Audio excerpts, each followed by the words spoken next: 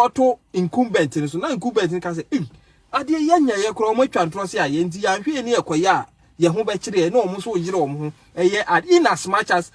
I don't endorse that no sa na omo tie obeye ne den de also wa no o se chi nya ofe kro ahwa na otafre na yamma Ghana intimi enkwere ni the time say Ghana youth must rise must rise for patriotism ye hwe nipa wo ye boama fo o mo man nu no mum yen support o na yinya amoaman fo no now Okuzdeto abrakwa wo kasa young boy through politics what's our man. Now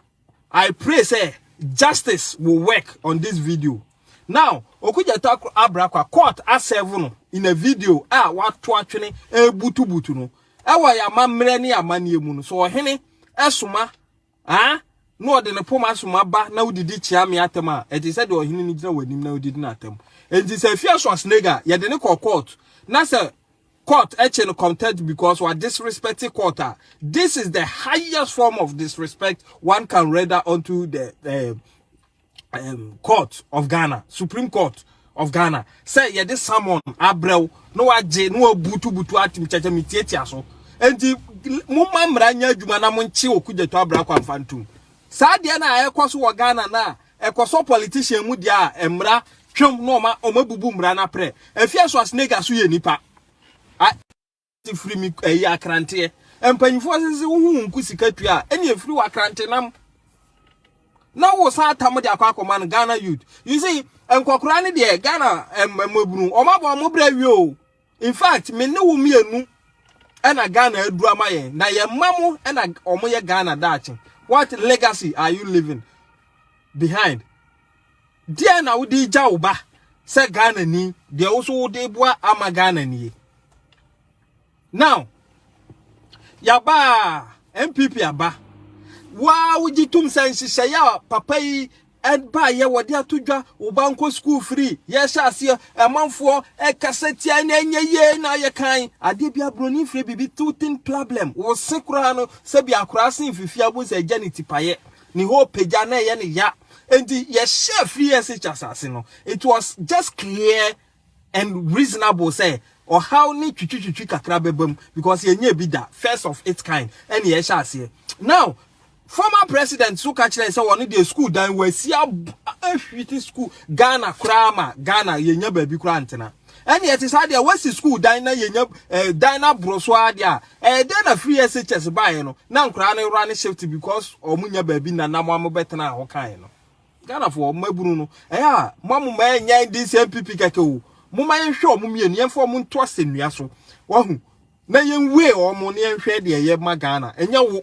say media minim NDC ni bi oba menya bi adinti no chinchina achi a NDC da bi ye mo brasa wo ye anti Ghana nyina abo na wo fa Ghana sika nyina wo de betena hen why na wo ko dis kan kora de akere no wo de be what has ye mo brasa wo dwen wo ho na wo ho na wa dwen no what tiesi o man mu nyina say se minya sika Ghana sika nyina bedi mi ho na wa anhwene se obesto stay ni Ghana wo sika no den nothing nothing endi omo baaye betwitwa ye ntro bebre papa ibaye wode nhihye ya ba enti sesi ano kofo time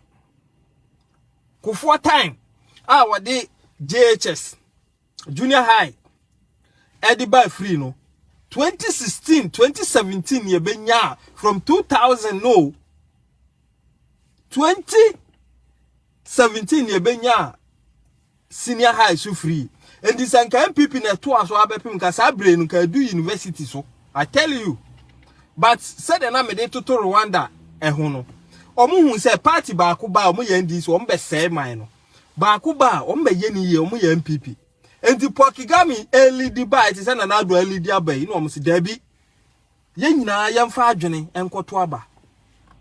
na ye nyai mining share sa political party we nsa no omo de omudi bikura na omudi mane so oman ni nyina so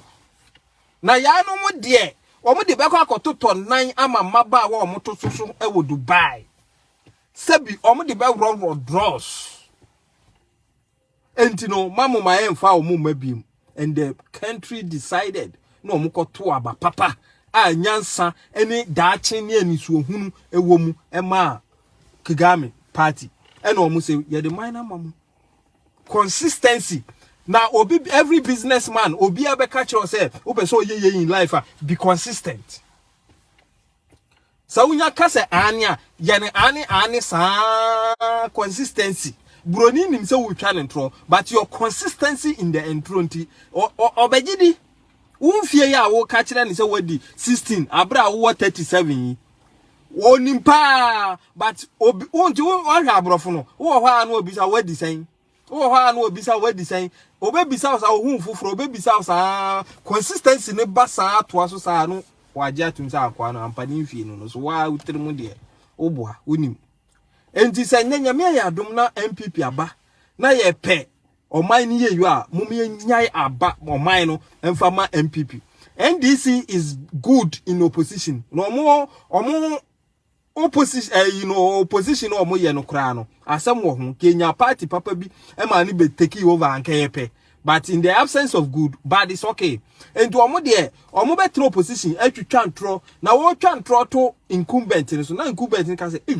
ade yanya ye kro omo twa ntro se aye nti ya hwe ni ekoya ye ho be kire na omo so yire omo ho eye in as much as I don't endorse that. Be on Ghana mraso na ye beba so I strongly believe say the video na go viral no obia atimi ehu bi ensa aka bi enti kasa ho na ye de eba Ghana mabunu hwe da bia no me de Rwanda be emfanto ho ensa sempanyufo se obi kotwa ehu ne ehwedi mia yekuru me sisu bim obi kotwa edane na ho no wo hwe a bibi kitu abi ti wanu wan se we mia ukuro ni yie na enwu ntema ebetre aye kese abedan kotwa kese ato na ho enti panyufo bu babi se obi kotwa ho ene ehwe edi mia yekuru na sabi mfanto ho so nti na prison ni ana deduani ne re anye den aho enti da bia no ye benya bibi e de asi ho a ye de be ye mfanto ho ana se ye behwe ese momye mfa sa akwa no so mo da bia me ka kire mo in Rwanda ukwa ko read o history 5-6 years ago. Back then, now a MPP NDC, not necessarily the same party, but Baku be say no Baku be yeni is an Americano. Now we na watch me, we ni jitum any impefe say a cap party or more babe say or my a for party a NDC. We ubeka na say we ni evidence biaka say MPP a na say bosrimka, but NDC there me ka metima ma wa dance here anye bia so